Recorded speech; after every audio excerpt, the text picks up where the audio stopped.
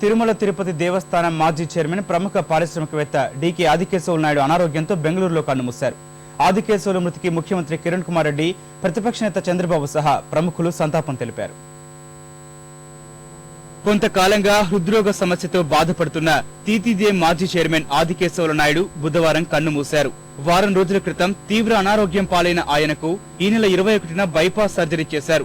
తొలుత కోలుకున్నట్లే కనిపించినా క్రమంగా ఆయన ఆరోగ్యం విషమించింది. గత రాత్రి బెంగళూరులోని వైదేహి ఆసుపత్రిలో డీకే తుదిశ్వాస విడిచారు. 1941లో చిత్తూరులో జన్మించిన ఆయన సహకార చక్కెర కర్మాగారం ఉద్యోగిగా ప్రస్థానం ప్రారంభించి అంచెలంచెలుగా ఎదిగారు. రాజకీయాల్లో రాణించారు. టిటిడి చైర్మన్ గాను సేవలందించారు. బెంగళూరు కేంద్రంగా వ్యాపారాన్ని విస్తరింపజేశారు.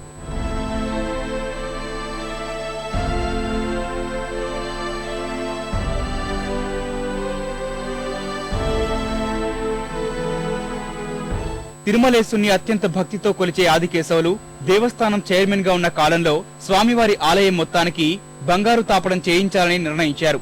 ఆనంద నిలయం అనంత స్వర్ణమయం పేరిట భక్తుల నుంచి భారీగా బంగారం సేకరించారు. పురావస్తు శాఖ నుంచి వచ్చిన అభ్యంతరాలతో ఆ పథకం మధ్యలోనే నిలిచిపోయింది.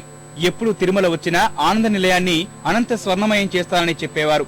ఆ కల తీరకుండానే ఆయన కన్నుమూశారు. ధార్మిక కార్యకలాపాలతో పాటు సామాజిక సేవలోనూ ముందుండే ఆదికేశవులు శ్రీనివాస ట్రస్ట్ ను స్థాపించి చిత్తూరు జిల్లాలో తాగునీటి పథకాలకు నిధులు అందించారు.